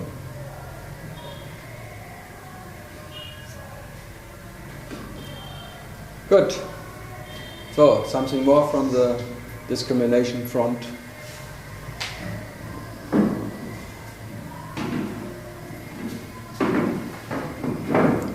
No, but I don't mean you should not listen, or you should not read, or should not go to whatever, because that is the way of enjoying yourself, because this is meditation, and this is realizing yourself is that. Don't put it down or something, I just tell you, you enjoy yourself in seeing that they cannot offer anything. They're as empty as everything. Enjoy the emptiness of that nothing can make you more or less as you are. Enjoy it. So you don't have to, you can still go to the cinema, you can fuck around, whatever, you can have boy or girl or tralala or marrying or nothing has to be changed. And because all of that, whatever you experience, whatever imaginary thing is empty and nothing can make you more or less. So what? The next empty experience, the next one and the next one, which is joy. The joy enjoying itself, not needing to enjoy itself in any special way. So that's the joy of silence. The silence which is uninterrupted, what is. And that is, it was and is and will be. It's not something what is on the 9th of September 1953 or something. Or later. It has no date. My enlightenment.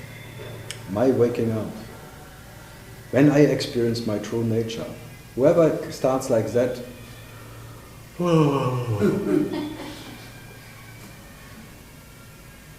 since then I am living truth. I am an embodiment of truth or something. Wow, bravo! As if Buddha ever shows up. Huh? What to do with that, guys? Hello, goodbye.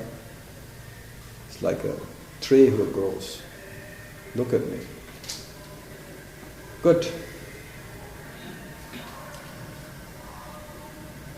Germany. Eva.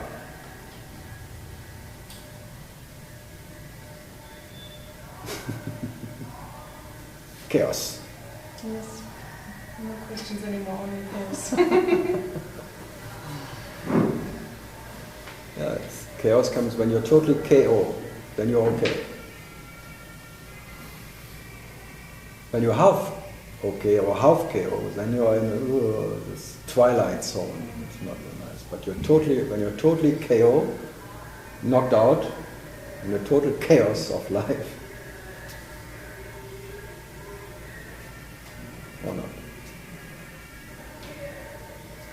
Even to make that, it becomes a technique and an imaginary thing. Strange, huh? So, San Francisco, all good?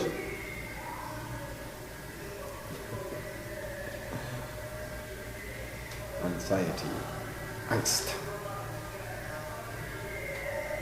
But to be that, something has to happen for the phantom. To what? Like, to be that, or to be the self, or to... To be a phantom? What? No. Something like the stages, the 7 stages. Or the crucifixion, or the... Yeah, they're all seven ways of dreaming yourself, but all 7 states are dream states. And nothing has to happen to... They're always happening, there is something happening, but by all the happenings, nothing happens for you. Of course there happens, and for all that there are happenings, and shifts, and whatever. But by all the traveling and all the shifts and all the different attention, your nature never changed. That's the only thing I can point to. Of course things happen, but by all the happenings, nothing happens. So when you say nothing has to happen, again, something has to happen, because nothing has to happen. So if nothing happens, nothing happens. When something happens, but does it matter? Or does it make you more or less as you are? That's the question. It's not like finding a better place or something. In that sense. You are, you were, you are, and you will be that. What you may call the absolute. And you cannot get more absolute or less absolute. That's all. So you are the self which is absolute, and you will never become more self by anything or less self by anything. Finished. By all that dream experiences, which is called your realization, because you realize in a dream of realization. That's why it's called Para-Brahman, the absolute dreamer, or the absolute seer. So they don't call him the absolute realizer. Because the realizer is already part of the dream. So dream-like, I would say. They're just infinite ways of realizing yourself in infinite imaginary events. But none of them can make you more or less as you are. Trying. And to be that needs no effort at all. There's an effortlessness of being what you are. So whatever happens or doesn't happen, what to do? That's why also people, whatever they say, what to do. Even Buddha tried the whole lifetime to realize himself, to get rid of misery and all that, and the end was he failed. And you are the absolute failure. You always will fail to know yourself. You always will fail to end whatever states you are, because all of that is what you are. So you have to realize yourself. That is the point. You have to realize yourself. You cannot stop realizing yourself. And when you are as reality, realize yourself, you have to realize yourself in all possibilities. In all seven, whatever, oceans, 7 seas, or whatever you can say. You cannot just have one preference. But if you have a preference, you become a small one. Then Shiva becomes a Jiva, have a preference. And then he's trapped into this, whatever. Becomes a phantom. So even the self becomes a phantom having a preference, because that's the nature of a phantom. That absence is better than preference. That's the main preference. But Shiva is, this trinity of Shiva is Shiva and his two faces. The presence and the absence. And Shiva cannot get rid of that presence face. The presence face is experiencing himself as personal. And the absence space as impersonal. So you have to realize yourself as personal as impersonal. And none of that makes you personal or impersonal. They're just different ways of realizing yourself, that's all. But by the different ways of realizing yourself, you don't become different. And you cannot miss one of them. If you could miss one of them, you would not be absolute. That makes you relative. So that you have to go through all the misery thing and all the experiences and all that whatever. That is your nature. Because being absolute, you cannot miss anything. All of that stupidity, which is the only thing what I found which is unlimited. Ignorance is unlimited. Knowledge, I don't know what is knowledge. If it's limited or unlimited, I have no idea. Only ignorance is limited or unlimited. But you have to experience yourself in all possible ignorances, like whatever way. And all of that, what you can imagine, is unreal. But that doesn't mean that you are more real. Even then, claiming that you are then the real is unreal.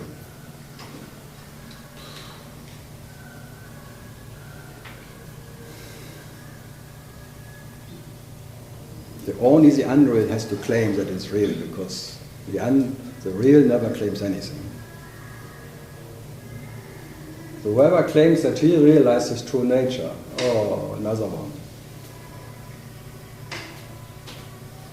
But still, you have to realize yourself. So I say you will never realize that what is realizing itself, but you are that what is realizing itself, and you cannot stop realizing yourself. Finished. And it will always be lies. As the word says, realization, and not realization. Not whatever. It's a liesation. It's a nation of lies. Not a nation of truth. Especially whatever can be unified. Was United Nations. Good. Was the United States.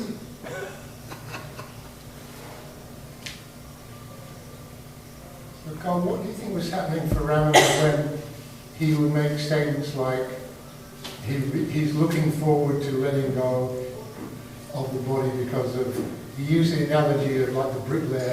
Yeah, I agree actually. What was happening to him when he made comments like that?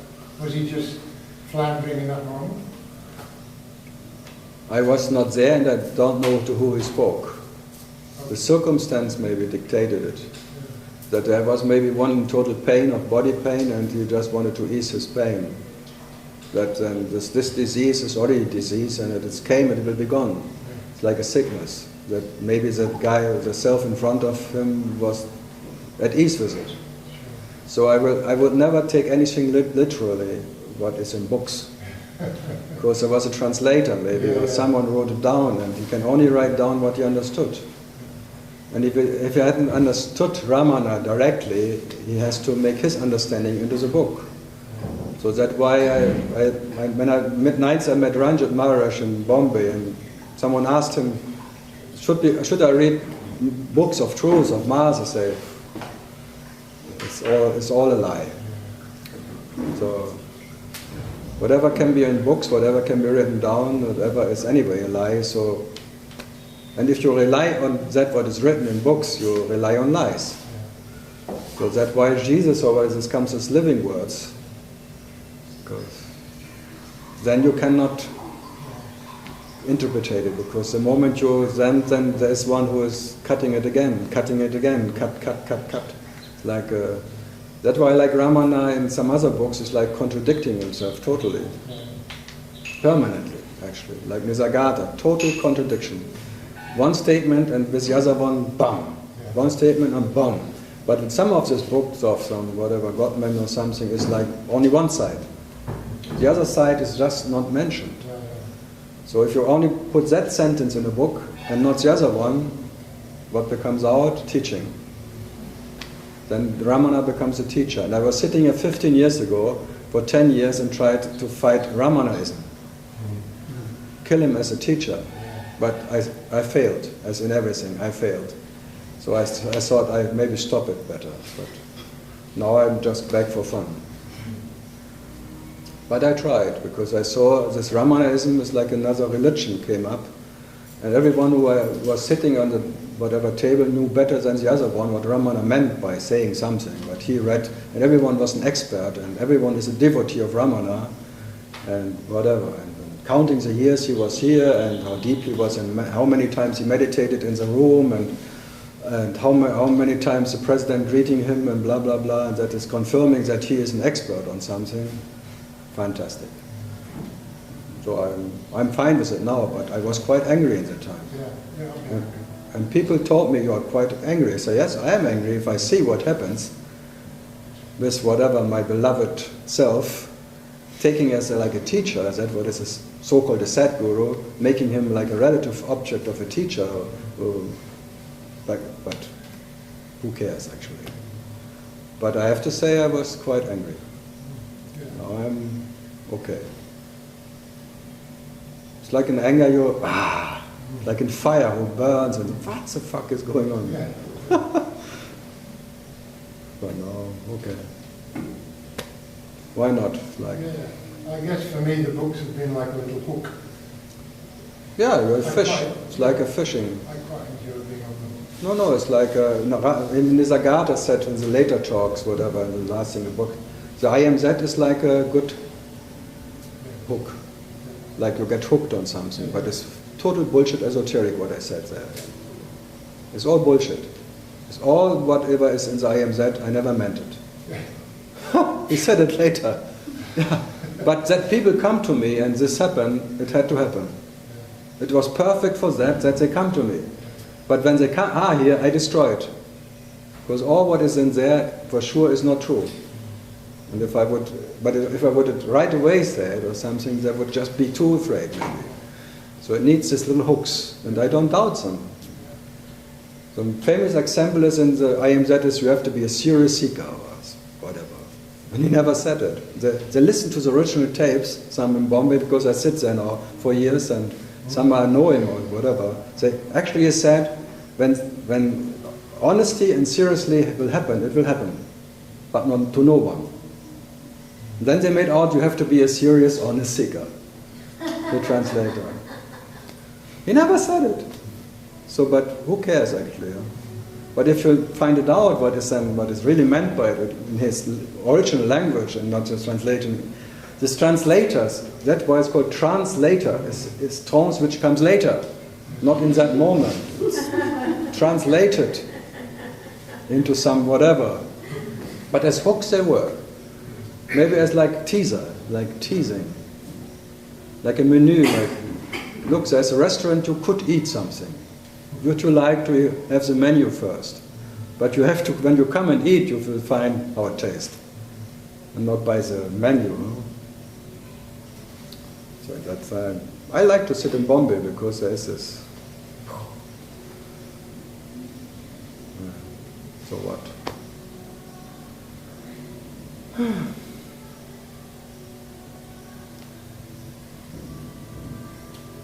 Good.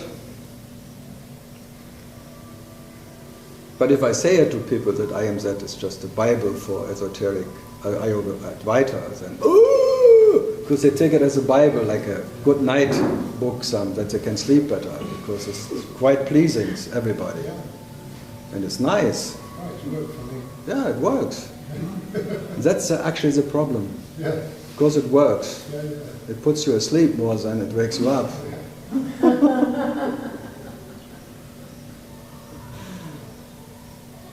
No, I still like it. It's not a question of things, but if you really look into it, it's nothing there. No, thanks God. Praise the Lord, just in case. No, I read it because of that book I came to India. Before I went to Mexico all the time, I said, India, who wants to go to India? Come on, I go to Don Juan, I make lucid dreams with the Castaneda, and I have rules, and I'm a seer, and I'm whatever, Nagual, tralala. I was much more in that field of whatever energy and dreaming at night, going to Australia, to Aborigines firing and energy touches and thing, and I was fucking into Shakti. Now why not? It's interesting. But it's the face. And it goes. When you're lucky, it goes away too. Because it's as good as have a next sip of coffee. But then you think it's really, you are really fucking special. Wow. Lucid dreams. But now this is as good as anything. Actually best, I look into my dark nature and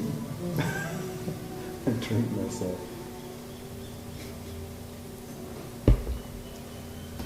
Darkness.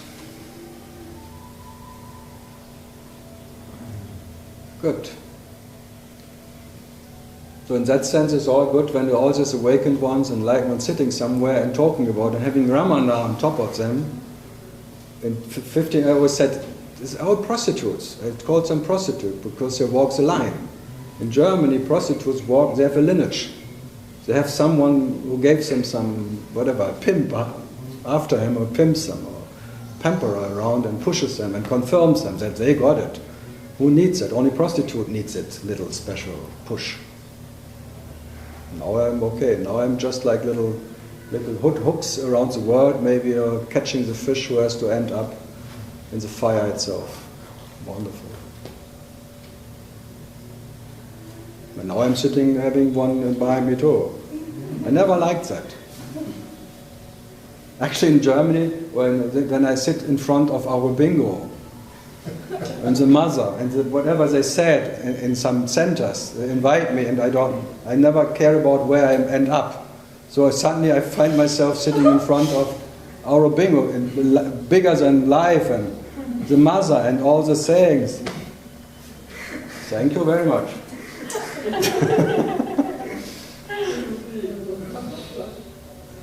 Fantastic.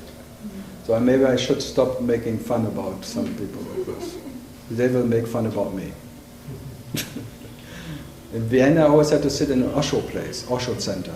There were always this toilet tiles behind me. Half of the toilet of Osho. So I'm sitting in front of the bloody marble. Then they said, oh, maybe you need it. Special Osho energy. Waves are coming in.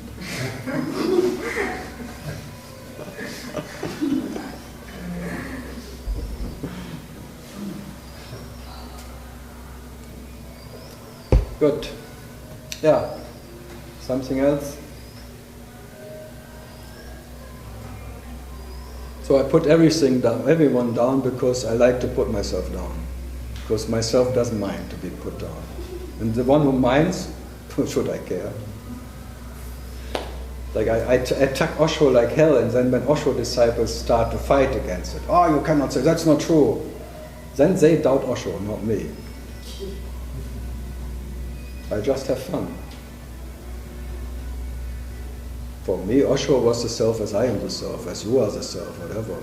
So I attack myself as much as I am pleased or whatever, because the self never cares. But the one who defends his master, he puts him down, he makes him small. Because he thinks his master needs to be defended. What an idea, huh? I never heard anyone defending Nisargadatta or Ramana. It's really hard to offend people from them.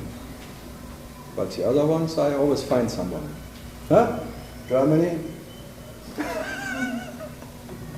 He was a jeweler from Osho. He made the watches. Not from Sai Baba, huh? Okay. Would be better even. More money. Diamonds.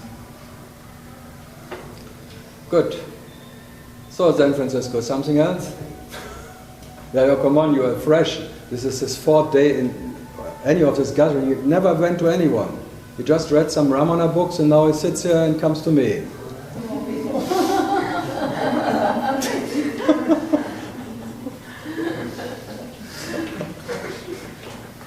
Does that cause a direct tralala?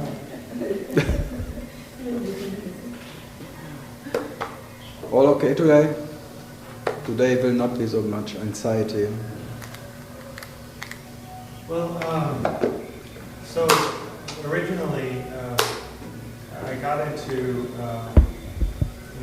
these books because of fear of body fears like accidents, disease, torture, loss of loved ones. So that's what originally attracted me to this. It's for everybody, because life turns into a nightmare, and then you are interested to wake up. Yes. If the life is like a pleasant, everything runs smooth, and your loved ones are all healthy, everything is fine, why should you wake up? So life turns into a nightmare, and then it's pushing you for these books, because you need some breathing into something. Or yes. something. So it became sort of a remedy. Yeah, it's like a homeopathic remedy. Like an antidote thought to the bad thought.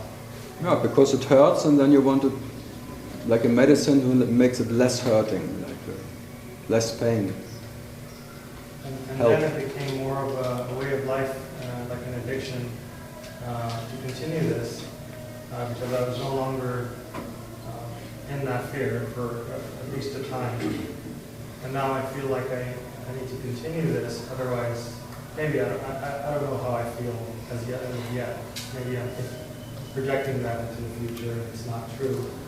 No, you will find maybe it will be like a middle path. You will be as much interested in the inner path and the outer path. Maybe there's a balance possible. You don't have to decide. You can still be undecided, which is better. The inner path, the inner direction, or the outer direction. When you ask me, both is just, in any moment you go inside, you realize yourself as much as you go outside. Both is realizing yourself. You have an infinite inside and infinite outside of events and experiences and imaginations and whatever. Maybe it was out of balance because you were too much attention to the outside. So now you balance it by giving attention to the inside. It's more like balancing. Not that... and then maybe there's a balance, and then in that you can rest for a while. But again, it will be out of balance, for sure. Because for many people it's out of balance because you give only attention to the inside then. And then the outside comes the opposite. But I have no idea, I have no recipe. It will happen. If it's meant to happen like that way, like for you it happens that your outside became a nightmare, you go to that maybe nicer dream of the inside. More pleasant. The absence is more pleasant than the presence, because the presence is turned into a nightmare, so you go to more with the absence, because in the absence you can, there's an harmony, peace, call it whatever. And that is like, that's why people meditate actually.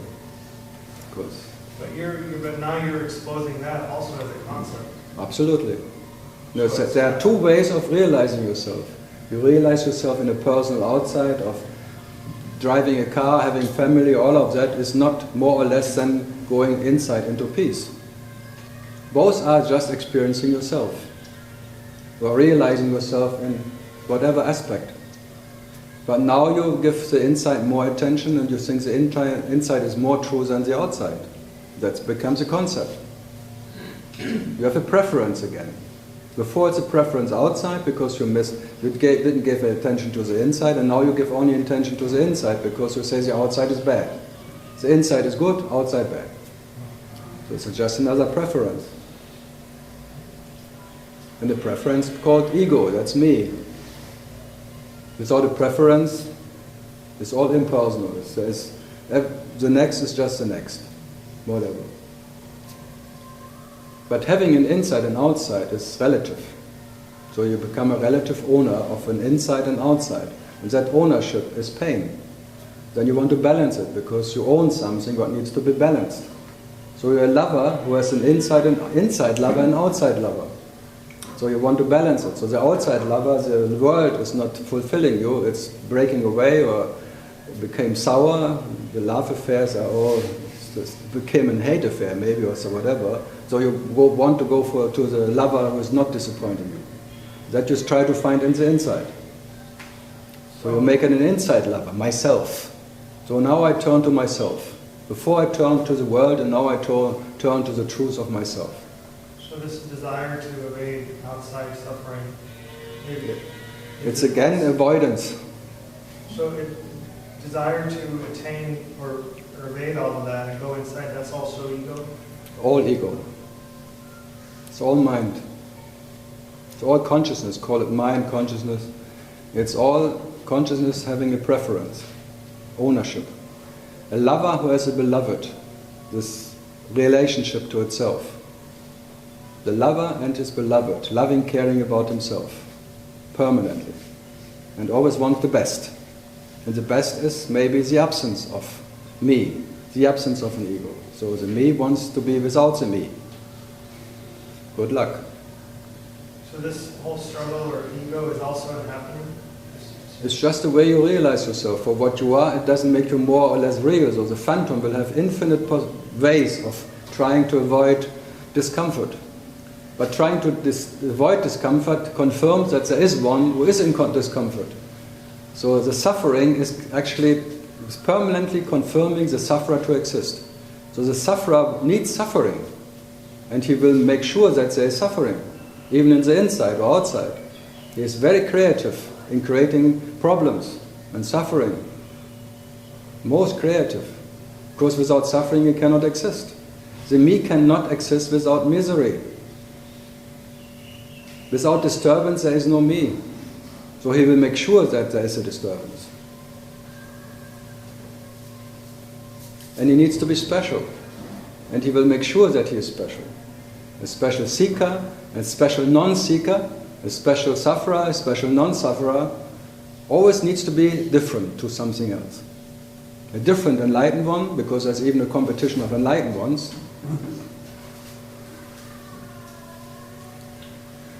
There's always competition in everything. Whatever this dream is competition. There is a fighting and war of two. It's always. So inside, outside is again two. So the inside fights against the outside, or the outside fights against the inside, and the me lives by that fight. So this little Hitler inside needs that Mein Kampf. My whatever. I want to win. So, I mean, I feel with what you're saying, it's like I'm trying to bite my own teeth. No, you bite your own tail. It's like God became a dog and now tries to bite in his own tail. And some succeed in biting in their own tail and sucking their own blood and thinking that's this realization. That's called bliss.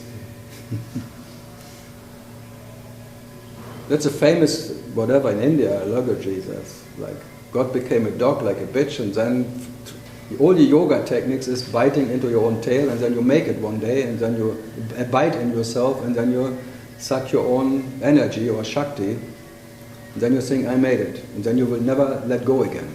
You have to bite in yourself. Bite. So can that be reality who needs to bite in itself? Is there any... What reality is that who needs to bite in itself? Who needs to be what one is to be what one is? What is that reality? I have no idea. It can only be a new one or something. So it has to be part of the dream, or that what called realization. It cannot be that what is real. So yes, it is. There is some advantages. There is some disadvantages. There is all what you can imagine. But all advantages and disadvantages can only happen on being in the dream, of all the ways and all of that. But I'm pointing to the absolute advantage. Being what you are never needs any advantage. And by not having any advantage, there is no disadvantage. So you are in spite of all advantages and disadvantages what you are. And never because of anything. And the rest is, well, as it is. You can be totally generous because you have no interest in anything. It is as it is, so what? Today is like this, tomorrow is like this one is like that, this phantom is now a bit more inside than outside, more inside, blah. Okay, wonderful. But just by being what you are, who cares if the phantom is happy or unhappy? Only the other phantoms care about your family, your relation, or whatever, your friends. That's worse when you have friends. The worst case scenario, being surrounded by friends. Wow, help! Friends. The enemies, you know what to do. You are quite alert. But your friends are lullaby. You think you can trust them. That's why all the women fuck with the best friend. Because then that you can trust. Or the best girlfriend.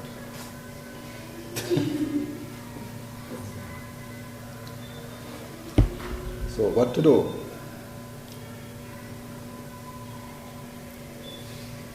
Yeah. Within the dream, do we carry memories from one lifetime? Whatever you say, whatever you can express, whatever you can have, why not? Whatever is possible and even what is not possible is in the dream. There's all kind of memories effects, there's whatever. You can be even reborn in the Middle Age or in the medieval time or prior to Christ. You don't have to be reborn, whatever next experience maybe is really like 5,000 years before this moment, if you make it a linear time. There is no such thing, it's a block of existence. It doesn't need to be the next life in the whatever when you're like the Dalai Lama. It's really a drama for him to have this lineage thing there. 15 times and now he's really fed up to be a next maybe American housewife he wants to become. Because then he has more time to meditate. Going to shopping malls and meditate about shopping, caring about If even the Dalai Lama cannot make it, what should we think to be? If the Pope of some Buddhist is helpless. It always has to be nice, but actually sometimes not. When everyone around is gone, there's an assistant left, he is quite angry all the time, they say. It's quite a temper. That makes him sympathetic for me. Then he asked him, why do you have still this temper and this anger coming up? Why should I care? They're just the genes of my father. Doesn't belong to me. That I like. Doesn't have to change. You don't have to be a peaceful whatever to be what you are. This is quite relaxing. You don't have to be nice. You don't have to please anyone. So that is pleasing yourself, absolutely. Don't even have to please yourself to be what you are. No improvement needed, nothing. You just can be as it is, as stupid or intelligent or whatever, or nasty or aggressive, arsehole, tralala, and so what? You can even be a woman.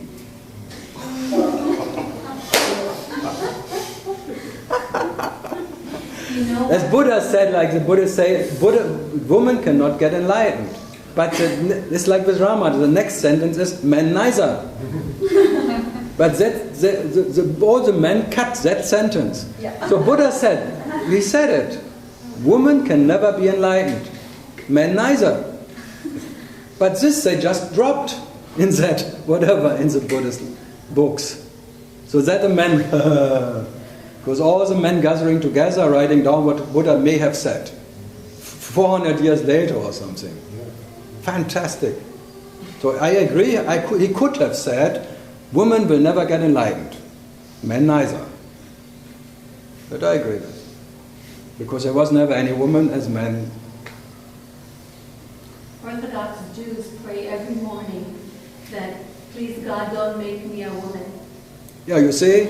Yeah. There it comes from. Exactly. It's worse than becoming a dog or what? That's called Hebrew. Yeah. They're brewing everything, like as they like it. That's my genes. Yeah. No, it's like the rabbis say, I call them rabbis, rubbish, rabbis. They buy by the That's rabbi. my genes too. No, some are quite nice, like the Rinpoche. Some are really good. Yeah. I like them, but 99% again, good deeds and good and be good and all of that. Oh, and you never can reach it. But again, maybe you fail. Maybe it's a technique. As much as you will try to be good and you fail, maybe okay. When you have 256 precepts that you have to act every day, according to Judaism, Orthodox Judaism, then you are going to fail. Yeah, but that's maybe it's made for them. That's the self made all that what you have to, like the commandment and this one, and you always say never impossible. It's like a mountain of problems I can never solve. It's like India.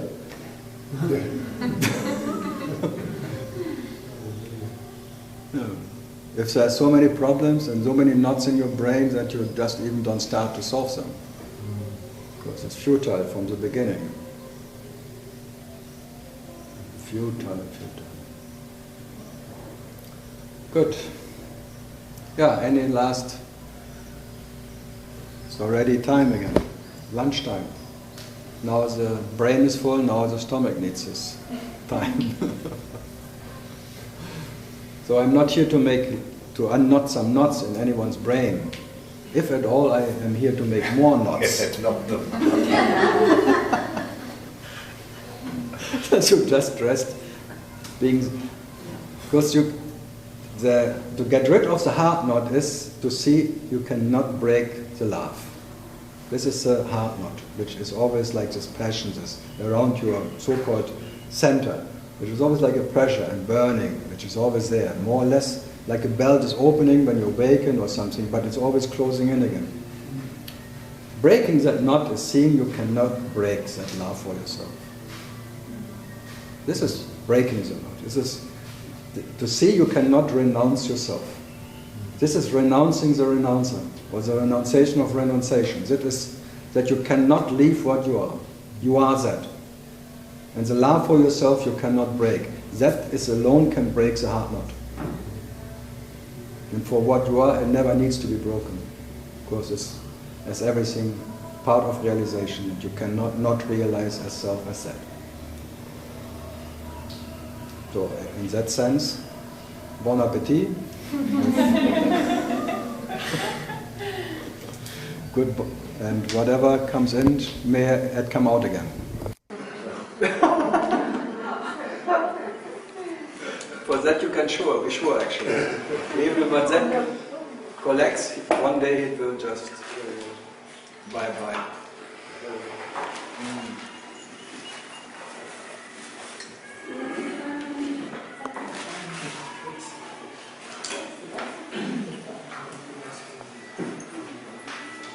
It's a brain stomach.